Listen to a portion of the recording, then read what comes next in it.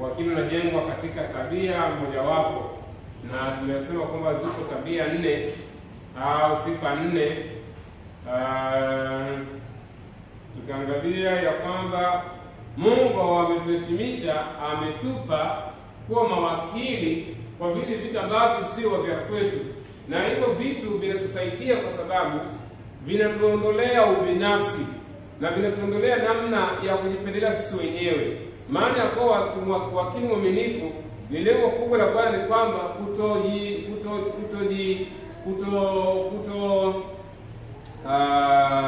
kutojilimbikizia wewe mwenyewe au kujinufaisha wewe mwenyewe, lakini pia kuthamini na watu wengine. Nikatolea mfano, kwa mfano magari ya serikali, unakuta mtu anaweza kaendesha tofauti, anaendesha vibaya kwa sababu anajua yeye mali gari sio ya kwake, hata ikiharibika kuna wengine watakaotengeneza. Lakini sisi kama wakili wema, Bwana ameamua kutupatia, badala ya yeye kuendesha kila kitu, ameamua kutushirikisha sisi. Lengo lake kubwa ni sisi kuondoa binafsi, ya kwamba kwa vile jambo si cha kwangu, lakini napaswa kuilinda kana kwamba ni cha kwangu, na hiyo itatufanya tuwe tumeshinda nguvu ya ubinafsi. Tukaangalia sifa ya kwanza ya kwamba sisi kama wakili wa Bwana tunapaswa kuwa tugani. Jamani, sifa namba 1, kuwa waaminifu. Wakorintho kwanza 4:2 tuliangalia jana. Tunapaswa kuwa waaminifu kwa kile ambacho Bwana ametuaminisha kwacho. Kitabu cha Mathayo 25 tuliangalia ya wale waliopewa talanta, Mathayo 25:14-30. Wale wawili walikuwa waaminifu kwa kile walichopewa, wakakitunza, wakakithamini, na ili kuonyesha kwamba wamekithamini, wakaigawa.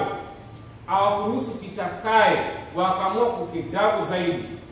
Na sisi tunapaswa kuwa mawakili waaminifu. Mara nyingi naonaga, nilikuwa kanisa moja, nilikuwa naona mama mmoja akana watoto wawili, na watoto wale walikuwa ni wakorofi. Kila huo sio kila sabato, lakini mara nyingi kila sabato anakuja kitu cha kanisa. Na siku moja nikambamba yule mama mtoto wake wa kwanza, nikamwambia wazazi, kuna mtoto wenu, kuna 1 2 3, jaribuni kuelekeza, maana nijue ni bahati mbaya. Siku nyingine kama tena anaruka kwenye kiti, na mimi mara nyingi huwa nikiona mtoto anafanya kosa huwa sitavumilia, maana kuna wazazi wengine huwa akiona mtoto wake amekaliwa kanisani na nuna, mimi unune, maana ndio sehemu ya kuwarekebisha. Na watoto nilikuwa na mtoto fulani hivi anafanya kitu fulani hivi, bali la kujibu viti, lakini alikuwa na mienendo mbaya kanisani. Unakuta siku moja tulikuwa tunaomba, nikashangaa mtoto anacheka kwenye ibada, watoto 4, nikabidi mimi nifungue macho. Huwa mara nyingi hata ninapoongea mapepo huwa sifungi macho, na nyinyi nawashauri mnapoombea pepo sio wote mfunge macho, maana inaweza ikawatokea la kuwatokea, au kashangaa mlikuwa na muombe kakonyoka na mjamuona, au kawaamua kuwazama vibao wote. Kwa hiyo mna mwingine anapoombea pepo anakuwa na tahadhari, maana ongea hivi kwa sababu kuna kitu nataka kunitokea. Pepo huwa ni shetani. Kwa hiyo mara nyingi sometimes huwa sifungi macho, huwa nawaangalia, na nikagundua washiriki wengine wengi huwa nao wafungi macho, na wengine nao huwa muda wa watu wanapoomba wanaomba nao. Jamani, mimi hapa kuna vitu vya vihovu. Unakuta kijana na watu tupime mali tuombe, tumesimama, anaandika, chukua simu na mwandikia alifa dada anagusa, andike namba kwenye maombi. Duniani hapa mama Gichoko watu wamepinda. Sasa kanikabili mimi nisifunge macho kwanza. Nikasikia watu wanacheka kanisani. Nikabidi nifungue macho, nikakuta watoto 4 wanacheka.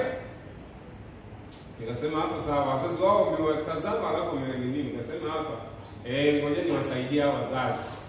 Baada ya ibada kuisha tu, baada ya ile ombi kuisha, nikawaita njoo. Nikawatoa mbali, nikawapeleka mbali.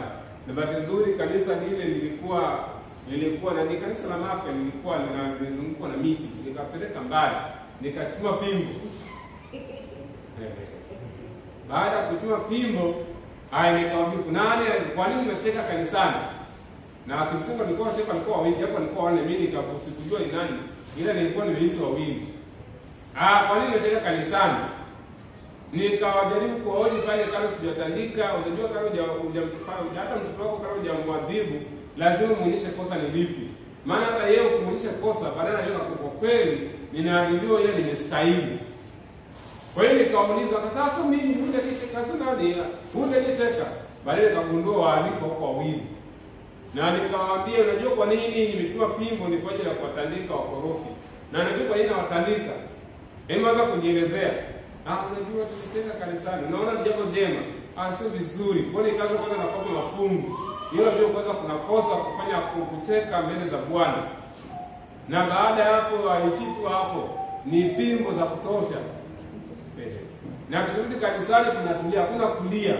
Maana kuna watoto wengine wanaweza kutandika na analia wao nikamwambia hakuna kulia. Ukilia ndio unaongezwa. Na kwa watoto wale baadaye wakawa vizuri. Kwa hiyo wakiniona tu niko kanisani, wakiona tu pasta akapiga jicho hivi, wao wenyewe wanajisahihisha. Wanajua hapa kuna kitu kinaweza kwa wakawa wanaambizana, ukiteka kanisani pasta akikuona. Kwa hiyo lengo langu lilikuwa ni nini? Lengo langu kama sisi kama mawakili tunapaswa kuwa waaminifu kwa kila ambacho tumepewa. Mfano wa talaka fungu la Mathayo 25 aya 14 inatusaidia kwamba tunapaswa kuwa waaminifu. Tunapaswa kuwa waaminifu. Kila ambacho Mungu amekupatia unapaswa kukifanya. Kwa nini nita kisa cha hiki watoto nikaombea wale mama, watoto wako ni kana kwamba wanapita viti. Unajua majibu alinijibu, maana miongoni mwa watoto hao walikuwa korofi na yeye alikuwemo, akanijibu, mbona watoto wa mtu fulani nao wanafanyaga hivi? Nikasema tena kumbe sio kosa tena. Unakufanya comparison na watu wengine. Lakini kama ni mwaminifu, unajua kwa kweli hofu kumbe ni mali ya Bwana na mtoto wangu karibu. Kwa hiyo napaswa kumlinda mtoto wangu. Sio niende kuwalinganisha na watu wengine. Na hii ilikuwa tabia iliyoanzia hata kipindi cha dhambi ilipoingia. Adamu anaulizwa, Adamu uko wapi? Nilisikia sauti yako, nikafanyaje? Nikajificha. Kwa nini umejificha? Mwanamke. Kwani hilo swali kweli? Ndio majibu ya swali hilo ulizo. Na wewe baba naye unakuja, Bwana anakuja. Unajua bwana mambo ya maisha haya. Unakuta baba anakuja ametoka kazini, amepigwa na maisha, amechakaa, amechoka. Baba wa watu hata jala. Anakuja amechoka, mdomo umepauka, yuko hoi. Anakuja anasema mama mnaendeleaje hapo salama? Mama nina njaa. Mama siyekuwa na hekima. Ambaye anajambaa jana ni nani hapa? Ambaye aliyekula ni nani hapa? Mimi mwenyewe hapa nimetoka hapa nimeosha vyombo, nimenepisha watoto, nani ajala? Unadhani watu wote wamekula hata sasa vijana. Mama wewe kuwa na adabu. Alianzisha mada ni baba, msikilize kwanza. Wewe baba una njaa, pole mume wangu. Pole ila tujanja chakula hata sisi hapa. Leo niliamka nikafanya moja mbili tatu. Tayari umezima ile hoja. Lakini ukuta hoja imeanzishwa na mtu mwingine anaweza kusema nao. Nani aliyekula? Mimi mwenyewe sijala. Tokea asubuhi naosha vyombo. Wewe. Mama, punguza mambo mengine. Kuwa jaribu kuangalia aliyeleta hoja ni nani. Au sometimes nataka kujadili mambo ya mgogoro. Hata kanisani kwa mara nyingi wanaga hivi. Unakuta mtu anataka kufika kwa kuondoka kwenye ushirika. Anataka kuondoka kwenye ushirika, anaweza kufanya comparison. Mbona mtu fulani alizini kama mimi nilivyozini mkumfuta kwenye ushirika? Mnabagua. Baada ya kusema kwa kweli dhambi ni ya kwangu, nisaidieni mimi, anataka kuhalalisha na watu wengine. Ila tunajifunza kwamba wakili anapaswa kuwa mwaminifu. Sawa jamani watu wa Mungu. Yeye tunapaswa kuwa mwaminifu kwa kile ambacho Bwana ametukabidhi. Usiangalie kanisani mara nyingi wengine wanajichukulia wanajenga mifano kwa watu wengine. Kwa mfano kuta mazini kama mama Kichogo. Hivyo. Ni shemasi mkuu. Anaandika zaka na sadaka, bahasha zile za watu, anaandika bahasha na zile bahasha anazihesabu kama karani, kama shemasi anaziorodhesha, anakuta kumbe mtu fulani kumbe pasa atoaje zaka. Kama pasa atoe zaka basi na story zaka. Yaani anachukua comparison ya mtu fulani badala kujua kwamba tunayemtolea hivi ni mchungaji au ni Mungu. Maana wewe kama mtu anafanya hivi, kumbe hakuna haja hata mimi kuifanya. Lakini sisi kama wakili tunapaswa kuwa na sifa mojawapo ya kwa nani? Waaminifu. Waaminifu kwa nani? Kwa Bwana na vile vitu ambavyo ametukabidhi kwa mawakili. Watu wa Mungu tunaelewana? Hiyo sifa ya kwanza tuliangalia jana. Sifa ya pili tunaangalia ni mtu anayefanyaje, anayeaminika. Uwe una mtu ambaye unaaminika, ndio yako ndio iwe ndio, hapana iwe hapana. Mtu ambaye kwa kweli kusema bwana, nataka kwenda kununua kinanda cha kanisa ni nani? Kwa sababu kwa kweli kuna kijana hapa tumtumi. Kwa sababu gani? Unaaminika, utakachowaambia hicho ndicho kilicho na uhalisia. Lakini tumekuwa na matapeli kanisani. Na bahati mbaya wao watu wanajua kanisani kuna watu makundi kama matatu. Kuna kundi la kwanza ni wale ambao wana maneno mengi, kazi ni kukosoa, ila hawafanyi chochote. Tunaelewa vizuri. Wao kazi yao ni kulalamika. Mambo kuna michango mingi, mambo na kuna nini? Wanalalamika, angalia contribution wanaoifanya. Hamna. Na kuna kundi la pili, wale ambao wale ambao ni wapiga debe. Wala wengine ni walalamishi, wengine ni wapiga debe, wale kama chawa. Wao kazi yao ni kuangalia ndio huyu mtu akufaa, huyu mtu akupendi, huyu mtu yuko hivi. Kazi yao ni kuunganisha watu kanisani. Alafu kuna kundi la tatu ambao wao ni waaminifu.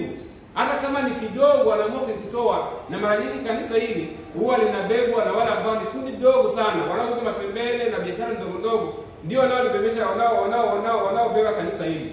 Na nimefanya utafiti kidogo, mara nyingi hata kwenye zaka na sadaka miongoni mwa watu wanaotoa kwa uaminifu huwa ni watu ambao wanakipata kidogo. Maana kipata ya kuuza matembele kuna hela ya Bwana hapa naiteni. Ila wale wanapata hela kubwa, mshahara milioni 2. Sasa mimi nikatoa 200,000 na 200,000 zaka, 200,000 sadaka. Hatoi. Lakini tumeangalia kwamba sifa mojawapo ya wakili mwaminifu anapaswa kuwa mtu ambaye anaaminika. Watu wa Mungu tunaenda kwenye uchaguzi. Wengine hapa najua tutachaguliwa kwa viongozi. Bwana akikutoa kwa sehemu fulani, uwe mtu anayeaminika kwenye sehemu yako. Ukituma kwenda kununua, kama ni vijana wanaenda kwenye kambi, wanaenda kambini, wamesema kuna nauli 1, 2, 3. Nizungumzia uhalisia, usiweke vya juu. Maana ile za Bwana hizi huwa sometimes vina kasoro, sio sometimes, always. Hela za Bwana huwa unaweza ukaona kama unabarikiwa, lakini kimsingi unajijengea laana. Tumekuwa na wapigaji wengi kanisani. Sasa mwingine anasema sasa pasta hapa, sasa pasta hii somo hili itakuwa ubiri tukiwa kanisani. Somo linanihusu mimi na kuhusu wewe. Maana utakapoongoka na utakapoongoka utaimalisha na wengine. Amen. Sifa ya tatu ya wakili ni mtiifu. Utii. Sifa ya tatu, unapaswa kuwa mtii. Kitabu cha Mathayo 6 aya ya 24. A good steward is a loyal. Mtu ambaye ni loyal. Mtu ambaye tunaweza tukatafsiri ile tafsiri ya loyal. Maana utii obedience. Loyal tafsiri yake inanipotea. Lakini inaendana na huko. Ya kwamba mtu ambaye ni wakili mwaminifu anapaswa kuwa loyal. Kitabu kile cha Mathayo, mtu akipata anaweza kasoma. Kitabu cha Mathayo 6 aya ya 24. Biblia inasema, hakuna mtu awezaye kutumikia mabwana wawili. Kwa maana atamchukia huyu na kumpenda huyu, ama atashikamana na huyu na kumdharau huyu. Hamwezi kumtumikia Mungu na mali. Hamwezi kumtumikia nani? Mungu na mali. Sifa moja wapo ni kuwa mtiifu. Unajua utiifu Kiingereza na Kiswahili kinashindwa kuleta tafsiri sahihi. Maana loyal, ukimsema mtu loyal ni mtu ambaye kimsingi ni kama mwaminifu hivi, ni kama maana sijui tumie lugha gani ili mweze kuelewa. Ile Kiswahili tu nataka kusema tu ni mtiifu, ni mtiifu, si mwaminifu. Ila kuna wengine wanaweza kuona mwaminifu inaweza kama faithful, trustworthy au loyal. Lakini inategemeana, lakini wengine wanaweza kusema loyal ni kama obedience, mtiifu ni kama obedient. Lakini sifa mojawapo ya wakili ni mtiifu. Mtii kwa yule aliyeko juu yake, au yule aliyempa maagizo, anapaswa kuyatekeleza jinsi ambavyo yule aliyetoa order, jinsi anavyodai, alivyompa maelekezo, na jinsi namna gani anapaswa kufanyia kazi yale maelekezo. Anapaswa kuwa mtiifu, na ndio maana anasema hamwezi kuwatumikia mabwana wangapi? Mabwana wawili. Utampenda huyu na utamchukia huyu. Huwezi kutumikia watu wawili, huwezi kupenda. Maana ndio maana tunakutaka madhehebu mengine wanasema tumeruhusiwa kuoa mke zaidi ya mmoja. Upenda huwezi kugawanyika, huwezi kupenda watu wawili kwa wakati mmoja. Sasa nyinyi tumeona hivyo. Tumetoka kwenye familia ambazo kuna wake wenza. Unakuta mama mdogo anapelekewa sabuni nzuri. Zile kulikuwa na sabuni fulani hivi tulikuwa tukiongea kule kijijini, sabuni na unang'aa. Sijui zikawa mzekagose. Kuna sabuni fulani hivi tulikuwa ukijipaka mama hapo, unang'aa, hakuna haja kujipaka mafuta. Unakuta mke mdogo kapelekewa kikosheni kidogo hivi, samaki ya maana na kuku mzuri tu. Ila mke mkubwa unakuta amepelekwa chakula cha kawaida. Kwa sababu upendo huwezi kugawanyika, huwezi kupenda wote kwa wakati mmoja. Na ndio maana sisi mojawapo ya wakili mwaminifu unapaswa kuwa mtiifu, kuchagua master, kuchagua bwana mmoja. Na huyo bwana ni nani jamani? Ni Mungu. Huwezi kutumikia mambo ya Mungu huko vizuri na huko mambo ya duniani huko vizuri, haiwezekani. Lazima utakuwa na upande mmoja unaoegemea. Kwa hiyo mwandishi anasema Mungu anataka kuwa watiifu. Mungu amaanishi ya kwamba mali au tajiri ni dhambi. Jamani, mali na tajiri sio nini? Sio dhambi. Wengine wakiona watu wanaweza kufanikiwa hapa Freemason, hakuna. Vyote vya Bwana, mali na utajiri, vyote hivyo ni sio dhambi kuwa navyo. Hii anachosema ila kutumikia kila ambacho naipa ni priority. Kila ambacho naipa priority katika maisha tofauti na Bwana inaweza kukupelekea katika hatari ya kuwa bwana wako. Yaani hatari iko pale ambapo utaelekeza nguvu zako nyingi, ndio inapoweza kuwa ni shida. Kwa hiyo kama umekuwa na utajiri au na mali, alafu akili yako kubwa umeipeleka kwenye mali, yawezekana ikawa ni hatari. Lakini kuwa na hela au kuwa na utajiri sio shida. Na mimi nawaombea heri watu wa Keko, muwe na utajiri. Utajiri usisikie tu watu wengine. Mbona sisi tunakuwa na maisha yangu? Tutegemea hapa tungekuwa na tajiri mmoja hapa. Anasema jamani, jengo hili naona sio nzuri. Ngoja nijenge jengo peke yangu. Anakumua watu wote hapa na kuwekea jengo kubwa hapa na hisia maana. Tunakuja mbele za Bwana kwa kuabudu kwa upendo.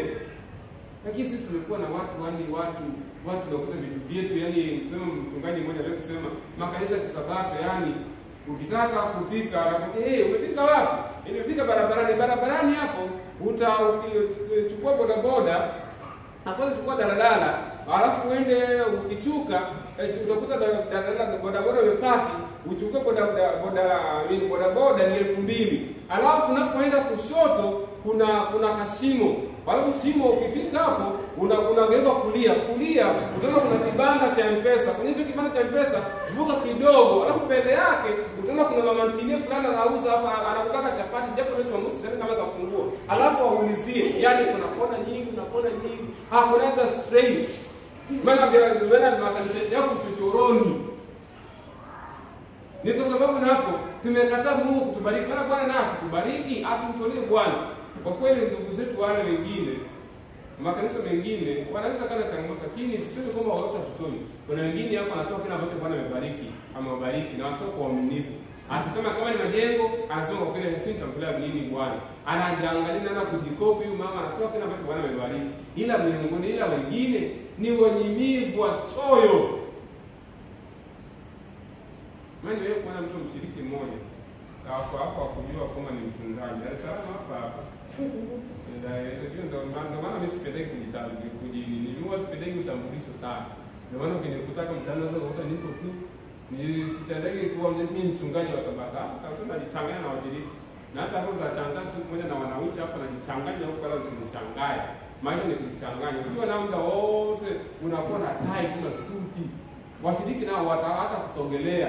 Mzee Kagozi hata ukiwa pale nyumbani kwako unajichanganya na majirani na watoto, wanakusogelea, wanaona kama wewe mtu wako. Wewe kila siku tu una suti, sasa wewe utakuwa leo nyingine. Kwa hiyo niko sehemu fulani hivi. Wasifu wao kwa nini? Wachungaji siku hizi nao jamani, hawana wito. Wananunua tu magari. Nikasema jamani, watu Kwa hiyo nataka tuteseke kwenye daladala. Wewe kaka mweusi. Wewe kaka mweusi mwenye mwanje, sogea kule. Sogea ukafuko na mshiriki wako hapa mama kitoka na mchungaji wako kana sogeza. Wewe kaka, sogea umeshikilia kwa vizuri. Wewe kaka mweusi na kwanza usikiza na kufoka. Washiriki wengi wanatamani tufoke kwenye daladala, hataki tuwe na usafiri. Lakini tungekuwa tumebarikiwa na Mungu ametubariki na sema jamani, hii gari wewe ni mchungaji wangu. Ila washiriki wa siku hizi au wengine akikunulia gari anaanza sasa kukutawala. Anaona kwa vile amekupa kitu fulani, ana dhambi yake anaificha. Hakuna kitu kama hicho. Gari tutatumia na hela tutakula, ila ikifika kwenye kunyoosha rula tunanyoosha rula. Hayo jamani. Maana lazima itadaiwa.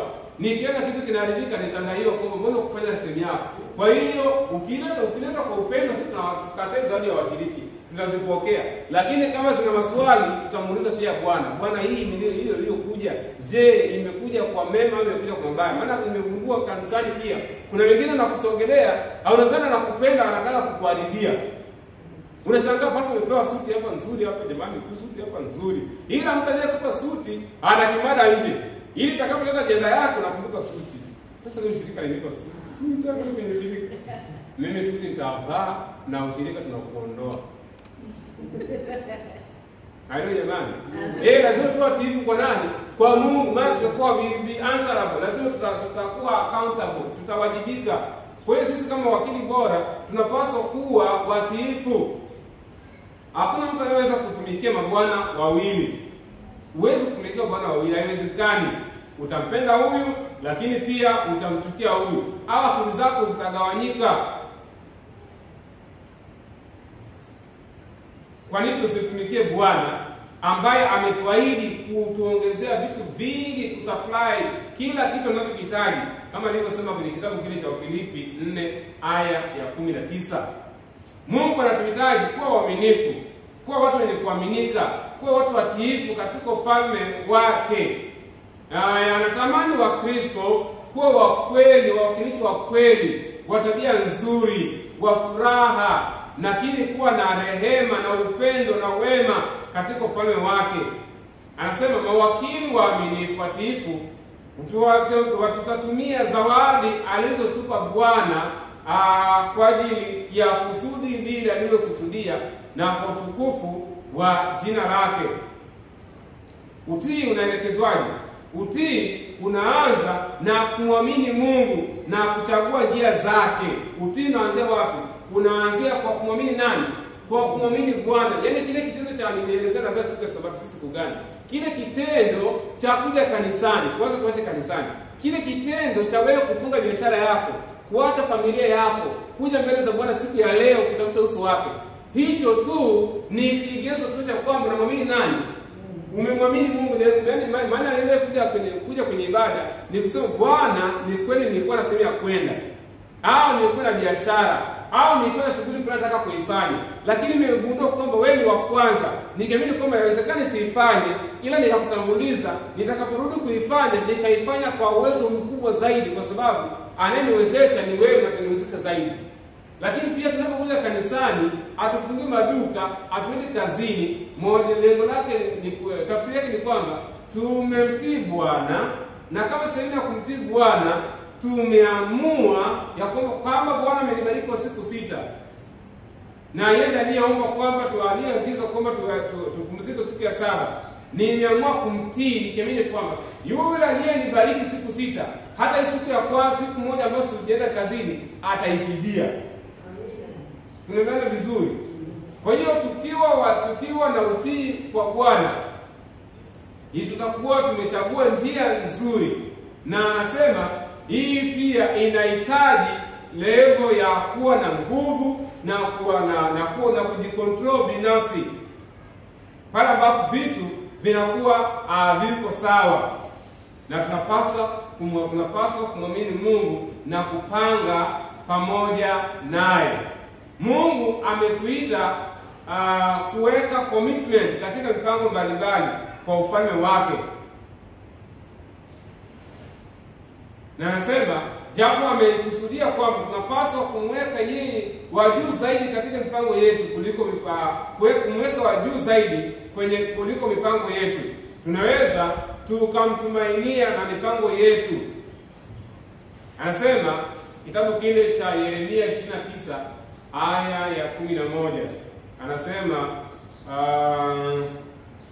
kwamba anatuwazia mema na anatutaka tuwe na mafanikio.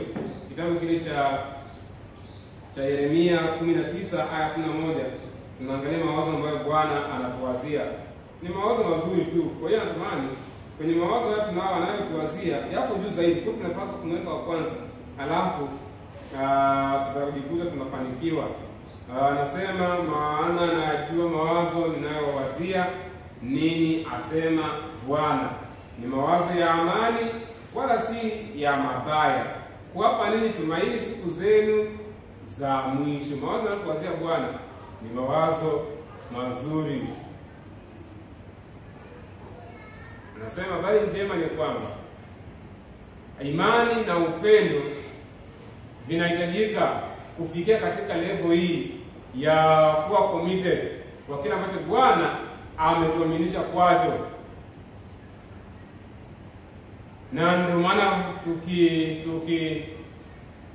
tukiwa na imani, tukawa na upendo,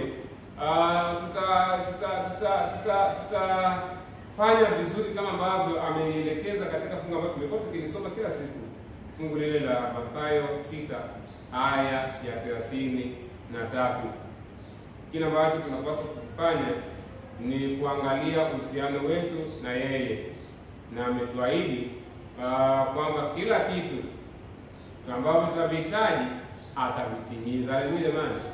Kila kitu ambacho tunakihitaji Bwana amekusudia kwamba atafanyaje?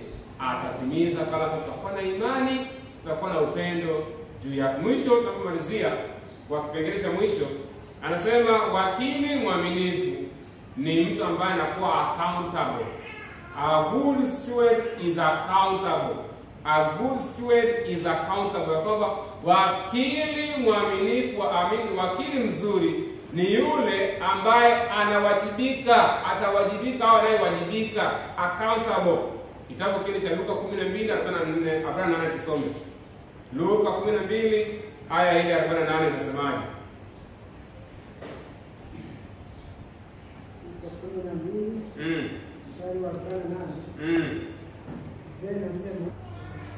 Na yule asiyejua naye amefanya yastahiliyo mapigo atapigwa kidogo, na kila aliyepewa vingi kwake huyo vitatakwa vingi, naye waliyemwekea amana vitu vingi kwake huyo watataka na zaidi. Asema Bwana ametupa, kama ulipewa vichache utadaiwa vichache, kama ulipewa vitu vingi utadaiwa vitu vingi. Na hiyo tutaingia hadi kwenye uongozi. Wewe mama, kumbuka unapozaa watoto wako umezaa watoto 6, wakipotea unadaiwa.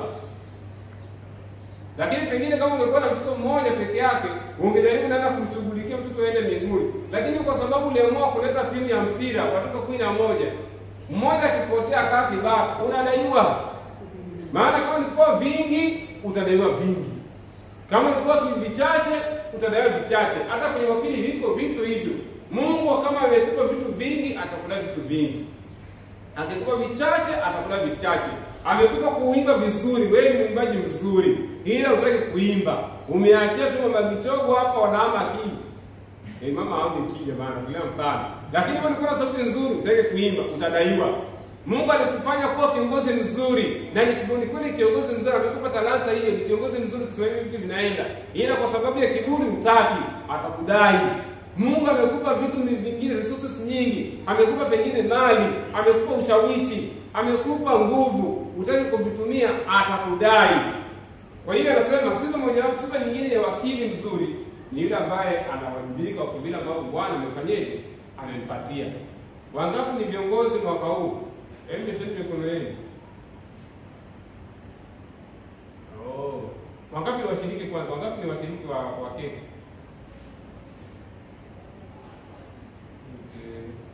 Wangapi ni viongozi sasa? Wewe ni kiongozi idara gani? Katibu idara ya huduma na wakili. Kumbe katibu wakili. Mama Shemasi mkuu. Hata jana nilifanya sasa naona hapa para dunia hapa. Kuna mama hapa alipoona leo mimi naweza kuongezeka kazi. Amewajibika kazi nzuri. Mzee Kagose mbali na wakili kuna dara gani? Shemasi, kule Shemasi. Huyu wa kamera una kazi gani? Okay, mama kule mama nani? Mwana kiongozi wa wana wa kike. Kulikuwa na kamtoko mwaka huu wa wana wa kike. Au mwaka huu umeishi tu hapa. Kulikuwa na kamtoko kwa wana wa kike kutoka nje kwenda kujivinjari. Hapana, kile tuko ni maombi tu ili kuwasinika kabla tujatenda. Okay. Lakini kwenye maombi walioshirikisha wamefanya vizuri. Tulienda. Okay. Mama pale kule alimuimbaji wetu. Kiongozi gani? Okay, mamangu hapa. Kiongozi wa afya. Okay. Dada hapo kule alibeba mtoto. Alright. Sawa. Nyinyi mlichaguliwa ukiangalia jinsi tulivyofanya kazi, kuliwajibika ipasavyo. Hakuna dada ambayo ilikuwa imeegemewa, yaani unaona kabisa dada hiyo kweli. Nikana kwamba haipo. Siwezi kujua idara zote na siwezi kuangalia idara zote ila miswali ya kujiuliza. Je, tumeifanya inavyotakiwa? Kumbuka Bwana yeye anaangalia moyo, anaweza kutafuta, anajua, anaweza kujua kile unachokiwaza. Kitabu cha Yeremia 17 aya ya 10. Bwana anachunguza moyo na anajua na mawazo yetu. Kwa hiyo anajua kila kitu ambacho tunakiwaza. Anasema Mungu amembariki kila mtu na resources tofauti. Kila mtu hapa tulipo amebarikiwa. Inawezekana hujabarikiwa na hela, ila umebarikiwa na hekima. Inawezekana wewe una hekima, ila inawezekana una nguvu. Kwa hiyo kila mtu Bwana amembariki.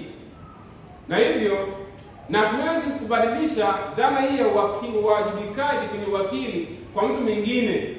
Ametufanya sisi binafsi kuwa mawakili. Na anasema tunawajibika katika hilo. Cha kwanza, wewe mwingine hapa ni baba, unawajibika kuwatunza watoto wako. Mama, unawajibika kutunza watoto wako na familia yako. Wewe ni kiongozi wa kiroho kanisani, mtu wa kaya na familia, mtu wa wakili, si mtu wa Dorcas, mtu wa wanawake, unawajibika kwa kile ambacho Bwana amekupatia. Na anasema katika kitabu kile cha Marko 12 aya ya 41 mpaka 44 anaelezea kisa cha yule mjane ambaye Yesu alipokuwa pale hekaluni, walikwenda kutoa sadaka, watu walikuja na mabegi mazito, wanatoa hela nzito, lakini kulikuwa na mjane ambaye alikuwa na visenti vichache. Na huyu mjane alipokuwa anaenda kutoa hela, alienda tu akaitupa ile isisikike, na akijua kwamba hela yake, kwa vile watu walikuwa na noti kubwa zinaweza zikazuia hela yake watapita hela yake, kwa sababu yeye ni kana kubwa hakutoa chochote. Lakini anasema mjane alipoweka zile coin kwenye kile kiboksi, Yesu aliwaambia wanafunzi wake ya kwamba yeye ametoa zaidi ya wengine wote. Ametoa nje ya umaskini wake aliokuwa nao. Kwa nini alitoa zaidi? Kwa sababu yeye aliamua kwamba anapaswa kuwajibika kutoa kila ambacho anapaswa kukitoa. Niulize swali hili. By the way, leo tujaanza na maswali. Kwa sababu leo tunaweza kuchelewa, watu walikuwa wachache. Je, maskini anaruhusiwa kutoa zaka na sadaka au ruhusiwi? Omba wale wanaosaidia maskini wanatakiwa kutoa zaka au wanatakiwa kutoa zaka kwa sababu ni maskini. Huko na ambao tunaruhusiwa kutoa zaka. Kwa nini?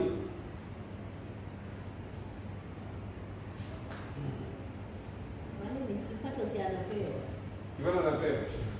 Unapopita unamchana. Anahitaji ya watu na tunampaka tena ndogo ambacho akitaka kimtoshi. 200 na mtoshi. Wale ukifika mama hapo unasema?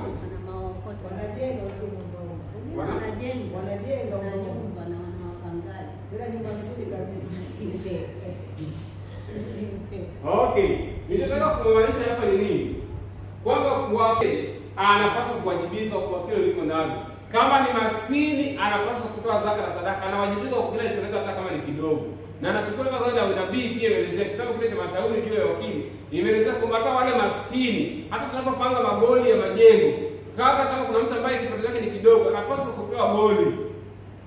Unajua ni kwa nini anapewa goli? Hii inamsaidia kwamba na yeye anawajibika, na yeye pia anapaswa kuangalia kwamba kuna master, kuna bwana ambaye yuko juu yake, ambapo anapaswa kuwa responsible. Inawezekana ukausimpe goli kubwa, unaona kabisa mtu hata kupata 500 ni shida. Mpatie hata goli basi ya 100. Ambayo hiyo goli ya 100 itamsaidia kuangalia na kustawi kujua kwamba kumbe pia ina wajibu ya kufanya kazi ya Bwana. Unajua hata mara nyingi naongelea wana vijana ambao hawajaoa na kuolewa. Ukiona kuna wengine siku zote tamani ukaolewa na mtu mwenye funguo 3. Mtu mwenye gari nzuri, mwenye ofisi nzuri na nyumba nzuri. Hizo zina tabu nyingi. Lakini kuna furaha kwa yule ambaye umempata, yule ambaye mmetengeneza wote, mmetengeneza maisha yenu wote kwa pamoja. Kama ni kununua vyombo, ulikuta na vyombo vichache kuongeza na kwako, makabati siku ile ya send off yako na wewe uchangie makabati, wazazi wako kuchangia, na kuna vitu vichache umechangia, inaleta furaha zaidi. Lakini maji umekuta vitu vyote vipo ndani. Gari umekuta mume kanunua gari nzuri. Sika kukubeba, unafungua mlango wa gari na kwa sababu umetoka kwetu kule hujaona gari nzuri unaipiga, unaanza kupiga milango yako kule ilikuwa mibovu. Unaibambika pa. Ushaanza mlango wako haufunguki vizuri na kutumia nguvu. Nadhani mlango wa gari uko hivyo. Pa kwa nguvu unaona kwa mama, ndio gari hiyo nimetoa China. Kwa gari kubwa hiyo ifunge vizuri. Unaanza hapo kodi imeanza kuingia vizuri. Siku nyingine unakuja kwenye kabati, unakuta mume kashaweka kabati nzuri. Unashangaa kwenye kusafisha vyombo vyako, unashangaa mara glasi imedondoka tike chini. Anakwambia mama glasi unajua sikununua hii nchi, sikununua ya Tanzania hapa. Niliagiza kutoka Dubai. Yaani unakuta nyumbani ya kwako una amani. Maana kila kitu kigusa una amani. Unaniambia ngene niangalie kingo sisije kadondoka maana mwenye nayo kwa kala nilinunua kwa bei gani.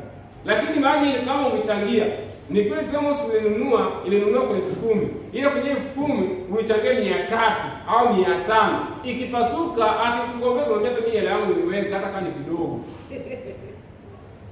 Unaona vizuri jamani, tunaona vizuri. Kitu ambacho umecontribute ni rahisi kuwa na mamlaka nacho. Lakini maji ile kila kitu kikuta inakuwa pia ni changamoto.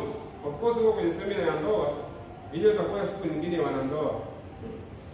Leo turudi kwenye mambo ya wakili huko.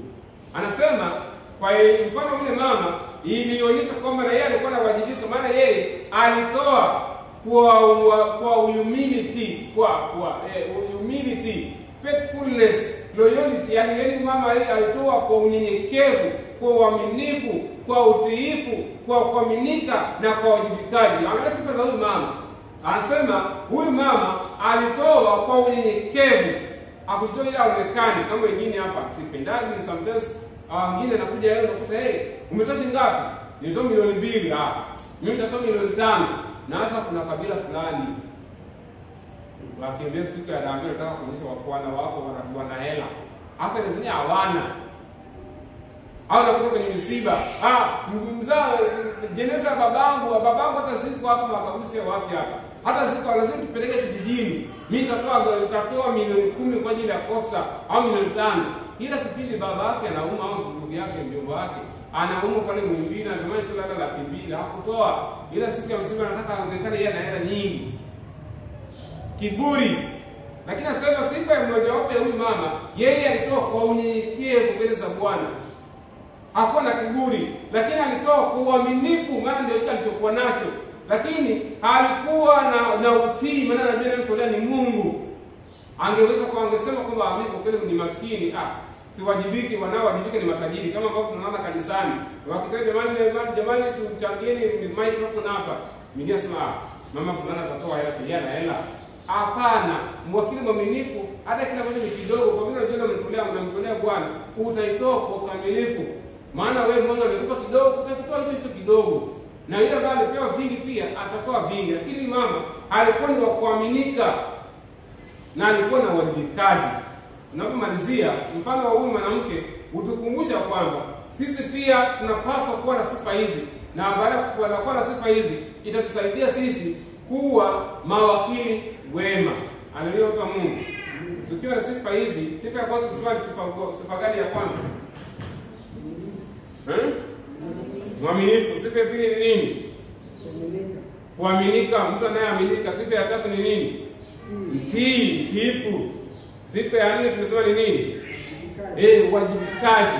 Unajua kwamba tunapaswa kuwa wajibikaji kwa Bwana ambaye kimsingi ndiye aliyetoa au ndiye aliyetupa mali hizo tulizo nazo. Tukifanya hivyo, tutakuwa tumefanya jambo zuri kama Bwana anavyosema.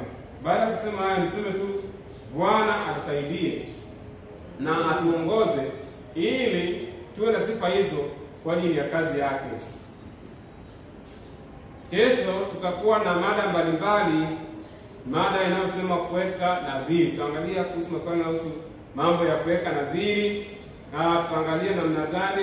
Wengine wameuliza swali, nimekula zaka na pengine nimekula kwa muda mrefu, je, nikiomba msamaha nitasamehewa? Mtu aliyekula zaka na sadaka ya Bwana, je, akiomba msamaha Mungu atamsamehe? Mada hizo tutaziangalia kesho na mada zingine kama haya. Ninaomba tu nyie tuliokuja leo, kesho tusikose. Kesho najua ni maandalizi ya Sabato, tuandae Sabato mapema kabisa.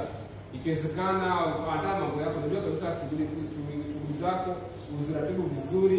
Ikifika muda ule, andaa kama ni vyakula vya nyumbani, andaa vizuri. Unapokuja kesho, kama hata hujawahi kufungua Sabato ya kutangu mwaka umeanza, ikiwezekana kesho mwambie Bwana, nisaidie na mimi nifungue Sabato. Kwa hiyo kesho tunawatia moyo sisi tuliofika tusikose, lakini tualike na watu wengine. Lakini tunapomalizia, kumbuka zile sifa 4 ya kwamba Bwana tusaidie tuwe mawakili wema kwa utukufu jina lake. Na tunatamani hata tunapoenda kwenye mwisho wa mwaka huu tuwe mawakili wema. Bwana anapotuangalia aseme kwa kweli somo hili lilikuja na impact, maana tulifanya matengenezo na uamsho katika maisha yetu. Na tangu sasa hata kwenye vitabu vya mbinguni tunaonekana sisi ni mawakili wema. Bwana atubariki kwa jina la Yesu. Amina.